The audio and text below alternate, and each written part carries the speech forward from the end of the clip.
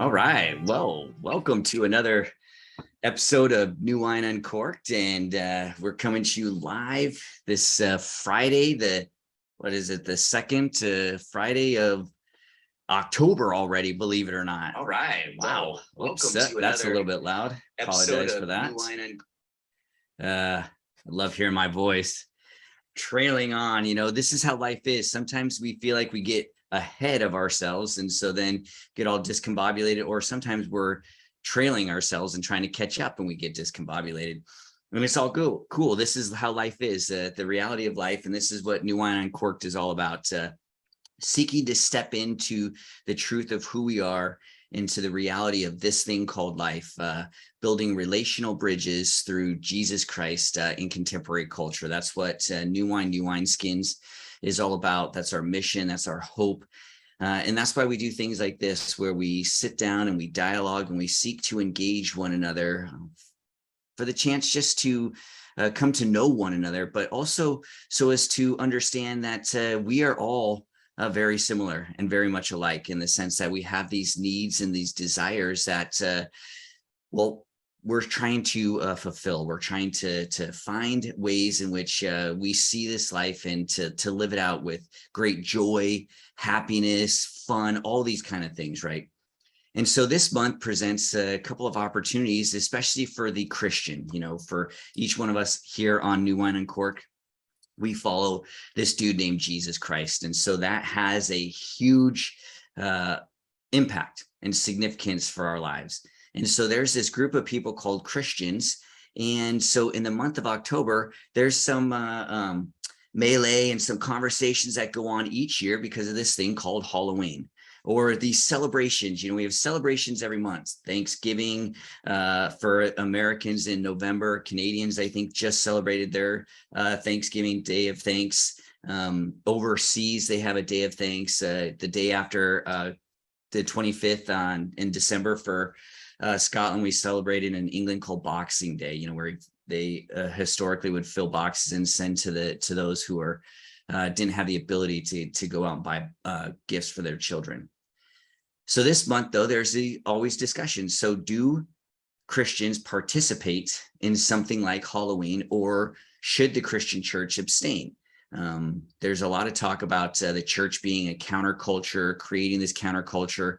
What does that look like, especially in light of, for New Wine, we have an intentional desire to engage, to embrace, to dialogue with culture. So how do you do that? Do you do that by stepping away from it, by maybe not participating with Halloween candy and the costumes, and doing something different, or completely abstaining from it, or participating in it? So what is a Christian to do? So today we're asking, to mask or not to mask, and how does that play out in today's culture for the Christian? And maybe there's many different levels as far as participation, non-participation. Is there such thing as non-participating Christian in culture? Can a Christian actually abstain, even if we don't put on the costumes or hand out candy? Can the Christian legitimately and realistically and authentically abstain from culture? So what do we do in the month of October? For me personally, I dig Halloween. I like participating. I like the fun of it. I like as we get older, I appreciate just the childness of it, and the childlike nature of it. The fact that we get to paint up, goofy pictures, images. I can put, part of my face can be orange on one side and part could be yellow, and I don't have to go to a football game to be, a crazy fan. I can actually go and be a hybrid crayon, Rello, orange and yellow, something like that. I don't know, right? But it's fun. We could be creative. However, I also understand the other side of it. That some understand the history of Halloween to be dealing with darkness and gloom and death. And, the Christians have a weird kind of fascination, obsession,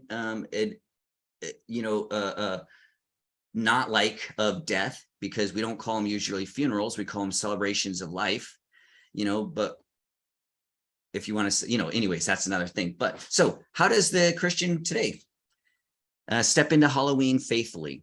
Do we participate? Do we not? What's the take on it? What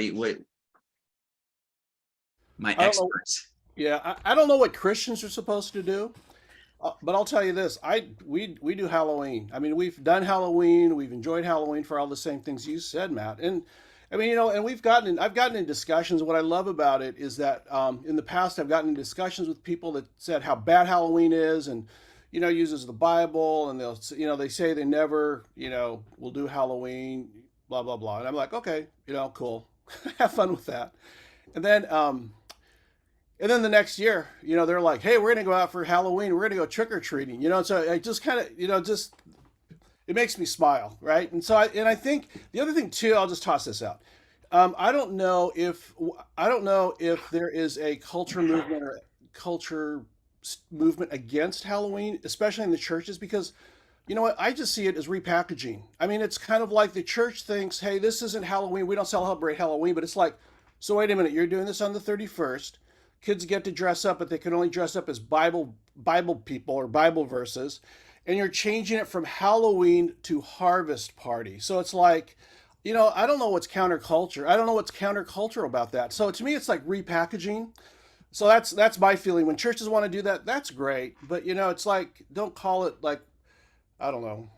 It's like splashing like Crisco oil and calling it anointing oil, and and blessing it and saying, "Hey, we're doing it totally different." And so I don't know. For me though, I don't know what Christians are supposed to do. It doesn't say in the Bible, so I have no idea. I mean, I know I'm not supposed to go out and kill animals and put them on altars and junk like that. So we stopped doing that, but we just celebrate Halloween now by just going out and getting candy. And if there's a house that my grandkids, a candy I like, I send them back to that house again. So you know what, it's my chance to get free candy. So I love Halloween. I mean, my parents were married on Halloween, so it's, hey, it's a celebration. I don't know why they did it on Halloween. Maybe my dad didn't want to get my mom candy and figured this is a cheap way to do it. But Halloween, I don't know what Christians do, but you know what, we do it. We love it when our kids dress up. Yeah, so that's me. Yeah, for a long time, I was a part of a church that did harvest parties every year. And what was cool about it is I think the church took an offering in July and took a special offering in July, and all of that money went towards the harvest party.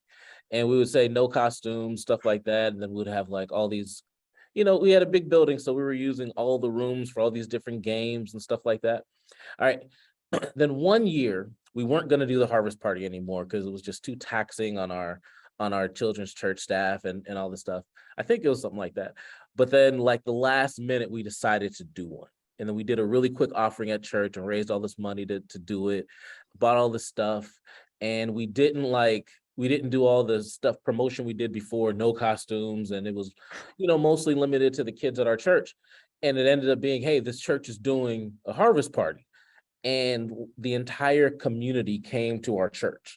And we had all these kids. It was so crowded. It was the biggest one that we've ever had. And we still had all this, we were able to, like, with the offer we took, we were able to like supply candy and cake and all this stuff. And it was really cool. And there were costumes all over the place and everything. And I don't know if our church did one since then. that church did one since then. But I thought it was the coolest thing that, because our church, we were in a neighborhood, but we weren't necessarily as connected to the neighborhood. And then when we just said, hey, we're going to do this harvest party, just seeing the community response and all the kids come out and all these people that were unfamiliar with our church just got connected with our church. At least we're aware of our church going forward. And so I thought it was a cool thing. Historically, my family has always done Halloween. My daughters have gone trick-or-treating, all that kind of stuff. So it's fun. It's something we do. I don't, Matt, you said you understand both sides of it. I don't necessarily understand. Understand is not the word. I get the notion of ghosts and goblins you want to stay away from, but the notion of, getting free candy from your neighbors and meeting your neighbors is something I didn't quite get. So I don't quite understand. So yeah, something that our family would do.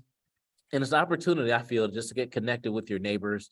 When I moved back into Northeast Portland 5-6 years ago, when I guess Micah was closer to 10 or 11, And we went trick-or-treating one year, and the whole thing, we were in the neighborhood, I think for maybe just a year by then. The whole thing for me was just to get to know my neighbors door to door and ask them how long they lived there, and got to be familiar with a few of them. So yeah, so to me, it's a cool little practice to get to know your guys. I wouldn't call it like a spiritual formation thing. I just call it, cultural fun, if you want to put like an official title on it or something. But it's just it is just fun. And yeah, that's why I enjoyed it. So Phil, I mean, that's pretty cool though that the community would like attend. What do you think it was? I mean, it's kind of like, like you said, like I say, everybody, we just retag it. But I mean, there was something where it was a harvest party, but like you said, no costumes or anything like that. But what drew the people, do you think? I mean, that's pretty I cool. think because see, the prior years we just advertised it to the families in our church. We told them to bring people, whatever, but only a few did. And this one that we did, and it was last minute, kind of thrown together, and we put up signs around our building and in the neighborhood and said, hey, if you guys want to come on through. Just hoping we'd get a similar crowd, because it was just last minute, so we didn't think that people would plan for it, and it was just all these kids. It was just so many kids. So I thought it was really cool. And I think just announcing it to the neighborhood, it was just a cool thing. So yeah. I mean, we've done all that too, harvest parties, trick-or-treating. In Scotland, they definitely do take it seriously. So, I went out, I think one of the years I was a vampire, and the other year I was like a princess fairy mom. So, but and they took their, blood, gore, scary things, I guess, very seriously. Spirits, but as Christians, don't we already acknowledge the spiritual world? Like, I guess maybe that makes it scarier for us, because we acknowledge like ghosts, demons, like they are real. So it's not a fantasy, and it's not play, dress up, pretend. So I guess in that sense it can be scarier, because we do acknowledge that those spiritual realm is very real, right? But I've always celebrated Halloween. I would come down to dinner dressed up. Like I love dressing up. I have a dress up bin, 23 years old. I'm going to take every opportunity I can to play dress up. And so I don't know, it's fun. Like you said, Phil, it's a great way to get to know your community. We live in an apartment complex, and so it's really cool to see these kids that live here, dress up and come around, and now we get to pass out the candy, and now with a kid we get to go, we have an extra excuse to go trick-or-treating and go around and get to know the people that we live around, the community that we live in. So it's a cool way to do that. It's an easy way to just say hi, and this is who I am, who are you, like, nice to meet you. I think that's a really cool aspect. I remember in Scotland, it was definitely a community thing. Like, even with all the blood and guts and gore, it was cool because we got to go around, and it was like the entire neighborhood. We lived in a cul-de-sac, and it was like the entire cul-de-sac of kids. We would go around to the houses as a group. So it wasn't just like people trick-or-treating in the neighborhood. We would just gather together and go around, and it was super cool. Some of the houses got really into it and like set up like their entire house was themed, and so we got to go through their entire house. It's just, I've always felt it was a great way to interact with others and kind of get to know them better. It's fun. It's super fun. It's free candy, dress up, be creative. I don't know. Yeah, I think the reason I bring about, because we have participated, actually, that I don't think in my life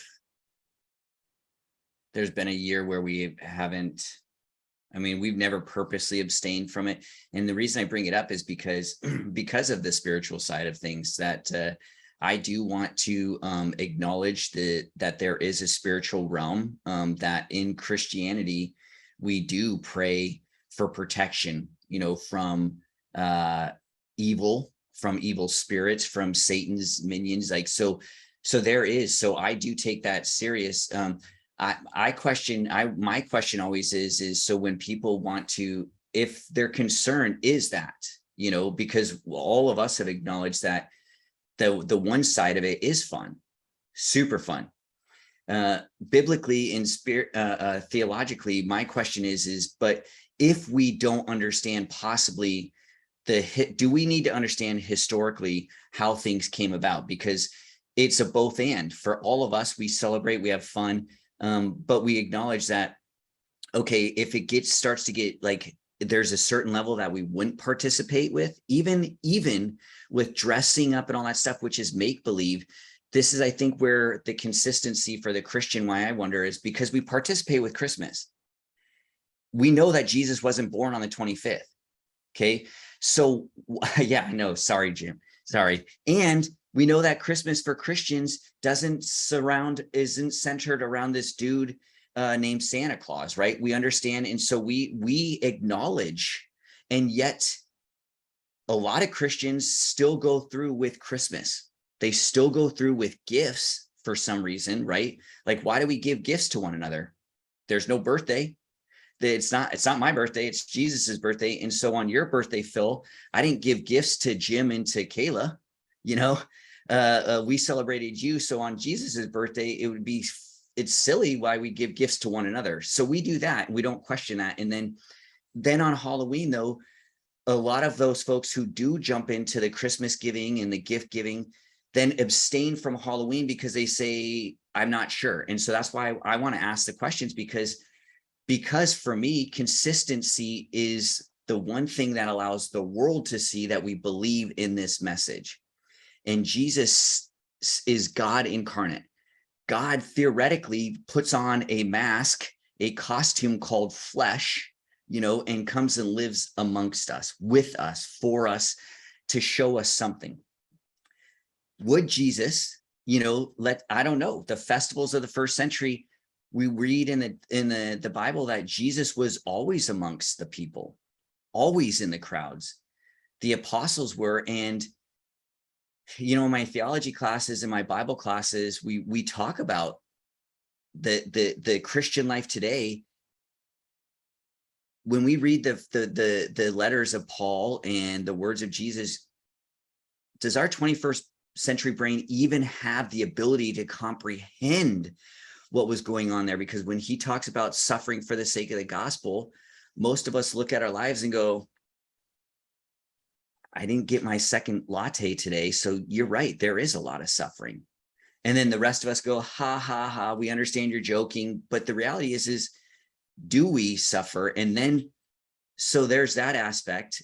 And then there's these things that we could participate in. And I think because there's not a form of suffering, if I go participate with my neighbors with Halloween, we're having fun, and we go, wait, maybe that's not the Christian life, because that's kind of fun with non-believers. I think Jesus had more fun with the so-called non-believers when he went to their festivals and their parties and stuff like this. And he's just like, woo, he wasn't turning the tables when he's going and sitting at the dinner with this supposed sinners, the tax collectors. So I just wonder sometimes if we get too Christian, that sounds weird, too Christianized, that we forget Jesus in the mix of it. And so the scandal and the offense of who Christ is has now left ours. And so we use him as an offense for society, and it offends them so much that they run away from us. But his offense is coming to us and saying, you're not in the center. It's not about you. It's about me. So what does that mean? And I think the more we get Christianized, we almost forget the Christness of that Christianization. Yeah, a couple of things. So, all right, I'm going to say something in a second, but Matt and Kayla, I would love to hear a story from Scotland around Halloween. So just have that in your mind. Just deliver that sometime during our conversation. But yeah, what's the old phrase? You become so heavenly minded that you know earthly good. Like that's something that could be applied here, where we become so Christianized that we become less Christ-like. Now it's tough because we're having a conversation about Halloween and talking about Christ-likeness, right? But But the notion that, yeah, we celebrate Christmas and don't necessarily celebrate Advent. I was an adult, well into an adult before I even knew what Advent was. Celebrate Easter, don't celebrate Lent. I was an adult before I even was aware of what Lent was and my growing up as a Christian. And so yeah, we do have celebrations that we do celebrate as Christians, but then we celebrate these cultural holidays, Christmas and Easter. So it seems as if Halloween would just fit, but then yeah, the ghosts and goblins, the spiritual realm, those kind of things. And so I think we should just flip it the same way we flip Easter and flip Christmas. Just, we do the things that we do. So I've never been against calling it a harvest party, because I guess I understand that part of it, going with no costumes and doing it as just as a celebration that we do, an excuse to have a party with our neighbors. But then yeah, I think that's the way we want to approach it. But the larger conversation as to whether or not Jesus would participate in something like this, whether or not it's, we're not even necessarily intentionally celebrating with our unsaved friends and family when we're doing this. We're just celebrating family. We're just not even thinking, we don't have that in our category. And I think we should have we should use it, flip it. It's Halloween, we should flip it and do something intentional during Halloween. Because the example I brought up earlier with the neighborhood kind of showing up at this church, this is an incredible opportunity for evangelism to talk about what we do. So I think we should take it as an opportunity and flip the holiday and make it something that we use effectively as an outreach for communities that can do something like that. So yeah. I mean, I dig the outreach. I think the outreach is crucial. It is interesting because celebrating life should be right. I mean, we have celebration of life services when someone goes to be with the Lord, or where we're not sure when their life comes to an end. We want to celebrate their life. And it seems like this would be one of those ways, though, we could celebrate people's lives when they're actually living. We can celebrate together. And I would much rather have the churches actually dialoguing about this, so as to have small groups maybe during September where you get people in a room who have differing views, because I want to embrace young Christians as well as older Christians in their walk to figure out, well, where are you at? Because to take into account that if I've lived 20 years this way, so for instance, this will be a segue. The first year we were in Scotland, our neighbors, this group of teenagers, and they were wonderful. There was kids that were the age of our kids, but then there was a group of children that were older, and they fully befriended. The one thing I really, really appreciated about our time in Scotland, in our area, was the communal aspect. The Scottish people, just like the Irish, and Jim, too, with the Hawaiian, like very communal. It was beautiful. That was the biggest shock to us, because we thought we understood community, because coming out of the church who breeds this mindset of, oh, we're communal. And then when we got to people who actually lived communal, we were like, whoa, maybe we're not as people loving as we thought, And so the first Halloween, our neighbor kids, they came down and they actually asked their children, like, hey, do you want to participate with us? And we thought, well, what do you mean? Well, their thing was creating gashes and wounds, and like the most realistic, like two of our neighbor friends, they're twins, and the girls the idea was who could get the gnarliest looking, like, and so they would take these, like, hey, they come down and they show us, and they see, like, and that was their thing, is they wanted to be gross. And so at first we were like, whoa, this is kind of, but then what my wife and I got a chance to do is it gave us, they were coming to us. They actually invited us into their celebrations. They did not care where we were from. We were brand new in the neighborhood. They just invited us to celebrate with them and to go along. And so it was automatically an opportunity for my wife and I. The grossness and the bloodiness for us was like, because I think Kayla was, 10 or something, 11. And so we were like, but we got a chance to talk to our kids about it too. Like the differences, because in the States, when Kayla first went, when she was little, it was all about princessy stuff and beauty. And so then we got a chance to talk to her about like just the differences within people groups. but then we got to talk to the parents as we were all watching our kids do this and helping them out and hearing about their customs. And they were actually very surprised, like that we were Christian, because a lot of their reaction from Christians was, whoa, pull back and complete separation. So it was quite interesting. I mean, I think one year, though, Kayla did go as a princess, she did go as a vampire, but I think one year maybe you went like as a princess like vampire killer or something like that, where it was like a combination then of one year our son went as like a crusader, donning though like a toy gun, and he was all bloodied and stuff. It was beautiful though. It was like, because then each year went, then there was more and more of a hybrid where they allowed our children to then speak into their practices, and then they spoke into our children's practices. And I thought it was beautiful. I'm like, this really is living it. We had to make space though. We had to prepare ourselves like, oh wait, our way is not the right way. Our way is not the only way. And so at least for us, that was cool. And the conversation around evangelism, it goes that way, where how do you make space in your life for other people? Because we're asking them to make space in their life for us. We don't have the same, if we're approaching them and they've never heard of the church at all, and we're asking them to consider Jesus Christ in their life. Yeah, we need to have some skin in the game. We need to demonstrate that we're willing to have some space, create some space in our life for them.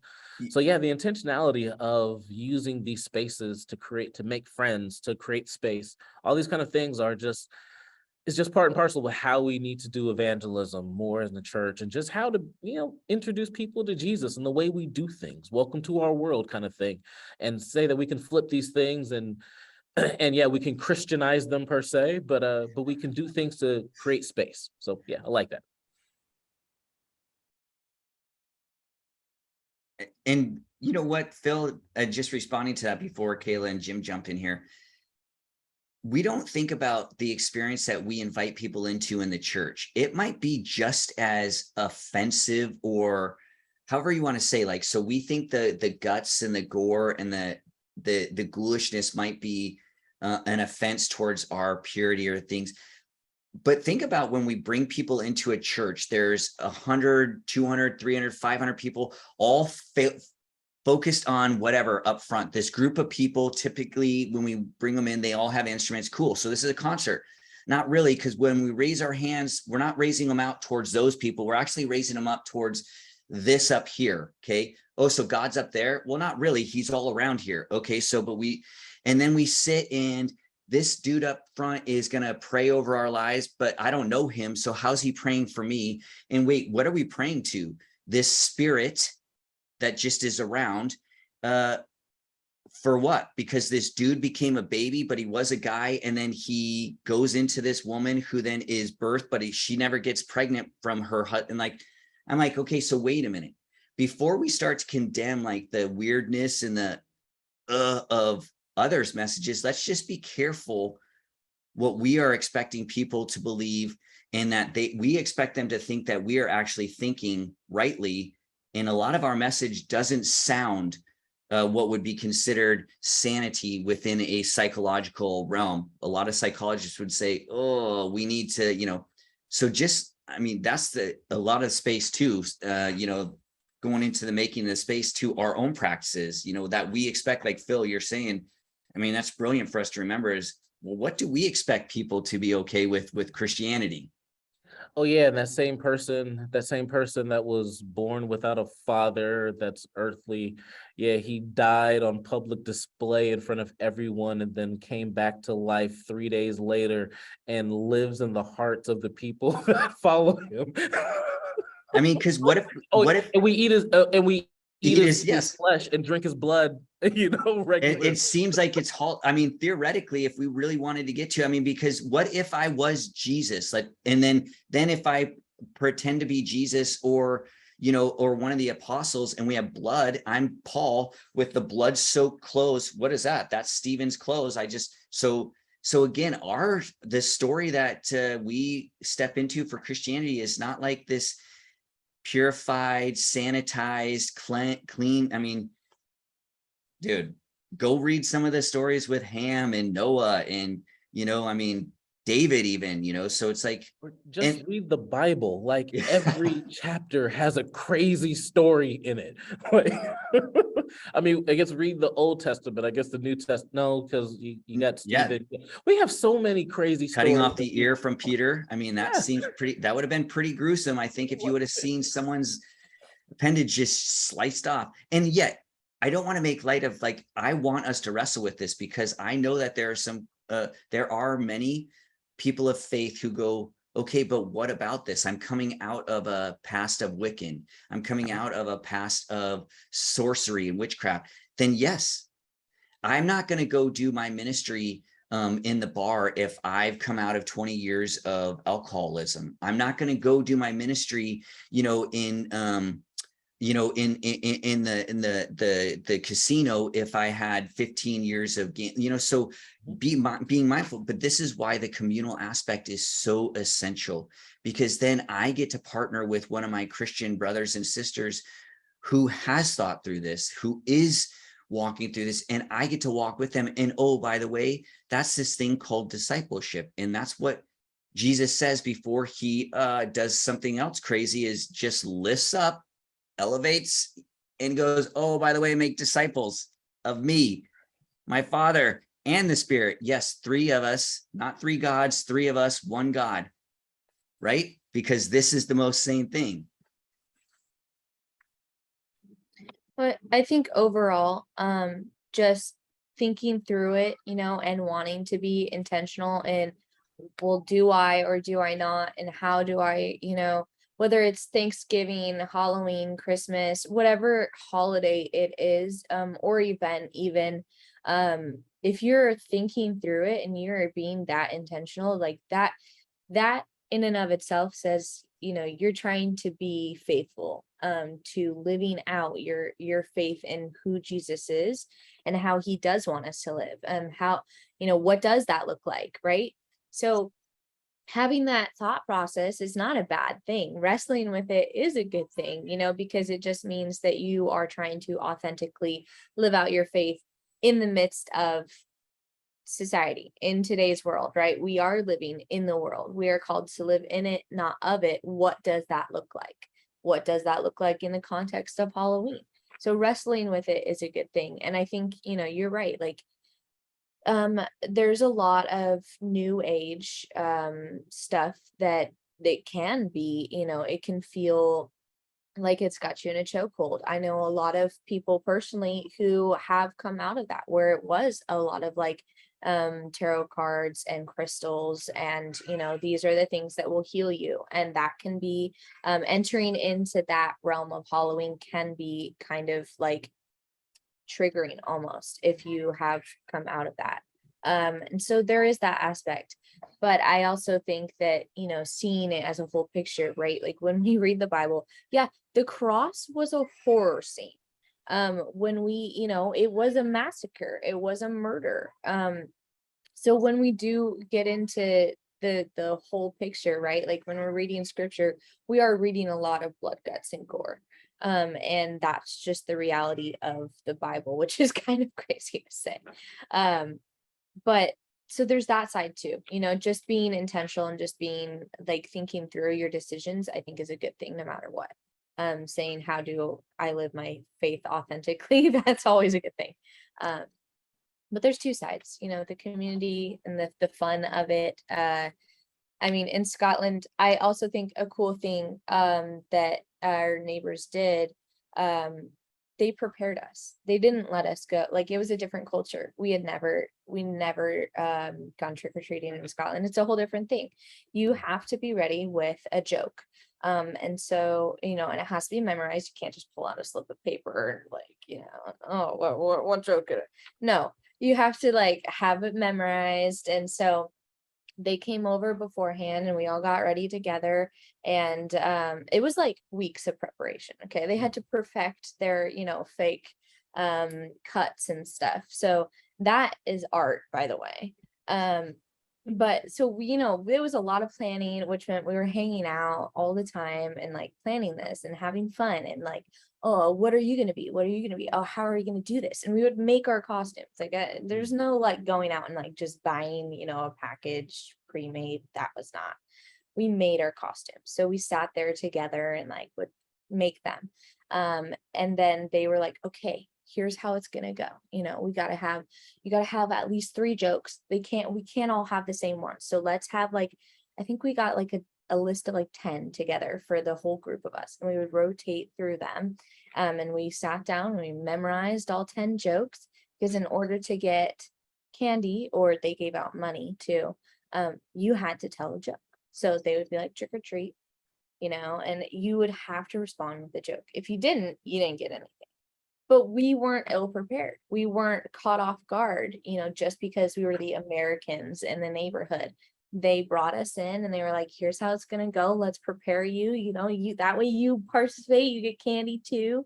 So that was really cool. And there was no house turned us away. No house was like, oh, new kids. Oh, and the first year, yeah, we were like, I think my brother was like a Jedi and I was like the Princess Fairy mom. So we definitely stood out from the group that first year, and nobody cared.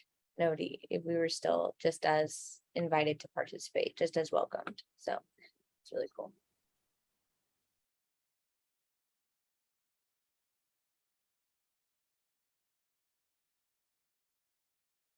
Yep. Yep. Jim, I know that see, this is the thing though, as age goes, okay, Jim, and I don't know if this is true with you, Phil, as well, but as you get older though, have your views changed when it comes to societal things, whether it be Valentine's Day, whether it be, birthdays, okay? Because there's no biblical yes, we should celebrate each other's lives, but nowhere in the Bible does it say pause on the day of your birth. And yet we do that. We give gifts and things like that. There are a lot of practices that we do that I wonder if we even think about. But as you've gotten older and, Jim, with the grandkids and things like that, like, I don't know, have things changed? And has it changed because your faith has gotten stronger and grown, or because as we get older, sometimes we don't want to fight anymore, and so we are very, very intentional on the battles in which because when you're in your 20s, you're like, dude, I'll fight, I'll be content, let's do this. And so I'm just curious, as we've aged, do you think it's changed? Do you think, what has come into your life where you rethought your participation in these kind of things? Because you lead a church, you are a pastor as well. Same thing with you, Phil. And so you lead church. So you have to have a broader perspective beyond just your own personal. So how has that evolved over the years? And yes, I use the word evolution, because I do believe that Christians still have evolution. So we're going to stretch everything here. I mean, I think so, but I think for the most part, when I think of Halloween when I was a kid, it was fun. I mean, it was just good fun. You got to dress up. You went out and got candy. Your parents were with you. You went with your buddies. You went to school. You got to share your costumes. And so for me, Halloween was fun, right? And so and that's kind of how it's always been for me. I mean, and then when people started to kind of add too much spiritual. So like for me culturally, I mean, indigenous people, we stand like 1 foot in the spiritual and 1 foot not in the spiritual, right? And so this whole thing about, we know that there's this battle between good and bad, good and evil. We grew up understanding there were certain things that you did and didn't do, and there was spirits that were involved with those things, right? So, I mean, we grew up with that. We knew that, but then it's kind of like this, I guess for me, for Halloween, it's kind of like, I don't know. It's like this, it's almost like a celebration, right? I think celebrations and ceremonies are important, right? And so I think Halloween can be seen as a ceremony, right? It's this time of, like you said, it's just for kids to be kids and even for adults to be kids, right? So so I think what happens is like, there's these ceremonies that we have. Halloween's a ceremony in the Western culture. Thanksgiving's a ceremony, although we know what the history of that is, but there's still Native Americans that participate in that ceremony because there is the sense of Thanksgiving. So we have these ceremonies. I mean, Easter, like you talk about Easter. I mean, Easter egg hunts. Churches have Easter egg hunts where Easter egg is kind of like the sign of worshiping the fertility god. It's like, really? I mean, it's so, but so to me, it's like the heart of the celebration is gathering of these people. Who cares if it's a fertility god? I mean, they're like freaking Easter eggs. Let the kids have fun with you. I had fun with it. And so I guess there's this part of me that's, I mean, would Jesus go to a Halloween party? Sure, because it's cultural. I mean, it's engaging culture. Would he shut it down? I don't think so. Right? I mean, because like you said, he's a friend of sinners and saints. Would he say what some of the concerns are? Absolutely. I mean, I had a friend that was this person, they encountered this Wiccan, right? And they were like, oh, watch out. I've got these spirits behind me and I can, do you harm. And my buddy was like, you know what? There's this like one spirit that I know that can like outdo your spirit, And he's like, what? It's like, yeah, it's like Jesus. He goes, Jesus. And then he gets in this conversation with this Wiccan instead of saying, oh, you're evil. But he's like saying, dude, I've got this spirit that's like, could take your spirit on. And so, I just think we just find opportunities to learn. But I guess growing up, like my kids, I loved Easter. My kids, they are not Easter, but Halloween. My kids, they weren't that into Halloween. I mean, my daughter does not like getting scared. My son's birthday is on the 29th, so he thinks, I don't want to focus on that. I want to focus on my birthday, right? So, and I was more grieving the fact that they wouldn't go trick-or-treating. I mean, it's kind of like, let's go 4 more houses. No, I want to go home now. It's like, shut up, ring the doorbell, give me more candy. And so, but to me, it's not like, I don't know, you just go with the culture. And I understand. I think we need to understand. We need to be in conversation when people say, what is it about Halloween? Oh, there is a dark side, right? I mean, there are times where people use this as an elevation, but the reality is there's spiritual attacks going on all around, right? And then I think about the day after, because we're so, the day after in Mexico, they have the Day of the Dead. I mean, they celebrate ancestors coming back and visiting them. I mean, they set tables to say, hey, let's have ancestors. I mean, for us in Hawaii, man, my cousins, my family, they go to gravesites and they have lunches. I mean, they'll Hawaiians will set up picnic baskets and sit in cemeteries because of that connection. So, I mean, Halloween, I will not, if somebody is wrestling with it and says, I don't think I should do this, I'm not going to say, you're really messed up. You're just over, I'll give them their space. I honor that because of, they have done the research, and I'm not going to mock and say, oh, come on, it's no big deal. It's a big deal. It's a spiritual thing. So I think for me, when I look at things like this, it's, I think there is a caution. I think the sad thing, I think though, when I drive through my neighborhood is the commercialization of it. That's what really, I mean, people are spending so much money decorating their freaking yards, where I'm thinking, you know what, we're in a time where gas prices are going up. I was looking at, like Texas, I think there's like 18% of people that are living in apartments are using credit cards to pay for it. And so like, I'm thinking, why are people spending, I mean, that's a lot of money, these inflatables and stuff like that, to have their yards filled to scare, I'm like, what is, and so I think that, that's what I don't like about Halloween. That's what I don't like about Thanksgiving. That's what I don't like about Christmas, is the commercialization of it all, right? I mean, we didn't need that. So, Halloween, it's Halloween. And people have a hard time if people in my church would say, we shouldn't be doing Halloween. I'm like, okay, that's good for you, but I'm not going to preach that, or, so I'm not going to get up and say, oh, come on, let's just enjoy it. I'm not even going to address it, because I think people just people are smart enough, Yeah. So, And I mean, that's my rant, but. No, and I think for the Protestants, remember, we have a split from the 1600s between Catholic and Protestant. And I think too many Protestants, which is the other side, right? Lutheran, Episcopal, Baptist and the like. I think too many of them, they hear Halloween is the night before All Saints Day. All Saints Day is the Catholic Church celebration. It's Catholic. Go look at the language, man. Catholic means Greek, is the Greek for the universal church. So when we say the Catholic celebration or the Catholic Church, we're talking about the universal church, the saints that have gone. So that's where I appreciate these celebrations as a moment for the church to pause and understand historically what has happened and why have Christians paused and actually said, hey, wait, what is culture doing? Because like you're saying, Jim, they were so communal that they didn't even have to address it because they were doing life together already. And so I would agree that if you're a Christian who celebrates and you're buying the big blowups, ask yourself, well, wait, what if I took this and celebrated with my community by actually then going and blessing some of the less than families who couldn't even buy candy or outfits, like we could get together and have families and say, hey, let's create costumes together. Because a lot of times I think that as Christians, we think these folks are not participating because they're abstaining, but they're not participating because they can't afford it.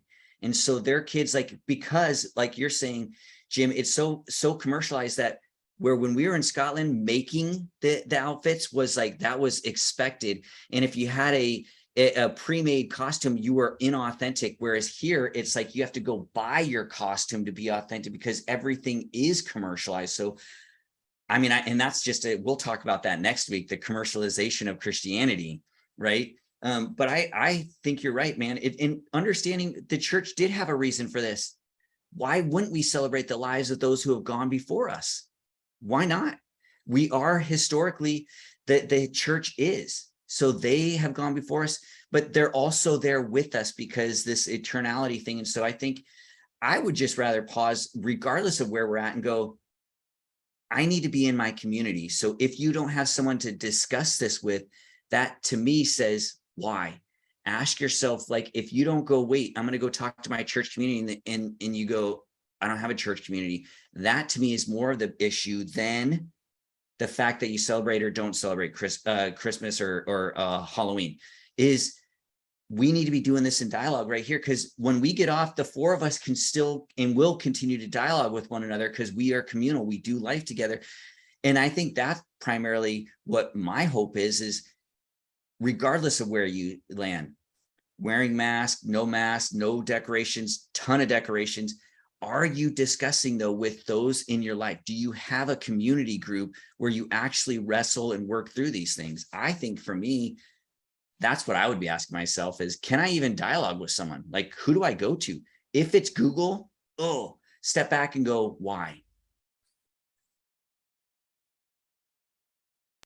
And I was just thinking, I don't know what the answer, maybe there's an answer to this, but even with, just with the economy and everything the way it is, I mean, I wonder if some kids that are trick or treating, I mean, that's literally they're gathering food for their parents. I mean, is this because they can't afford a meal? So that, I mean, as crazy and as wild as it sounds, there's some people probably just thinking we're going to just have to live off of candy bars and water for a while. I mean, is there a way that as a church, as followers of Jesus, to use this opportunity of Halloween to somehow maybe say, how are you, I mean, do we gather food? Do we, is there some way we can hand out food to be able to help bless families? And maybe that's, maybe that's the part of the Halloween spirit, right? It's, people, kids getting candy, but maybe, maybe it's somehow getting food. I like what you said. I thought Boxing Day was just everybody puts on gloves and just goes at it. And they do.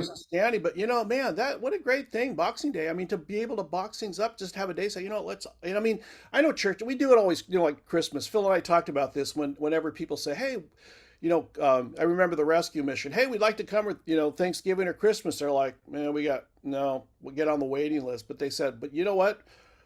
The other 50 weeks we could use people, right? And so I think that but I just just dawned on me, I mean, are we in a society right now where people that the kids that come to the door and trick or treat for candy, that might be the meal for their parents? I mean, that's heartbreaking. I mean, those are the kind of things maybe we should be considering and thinking about.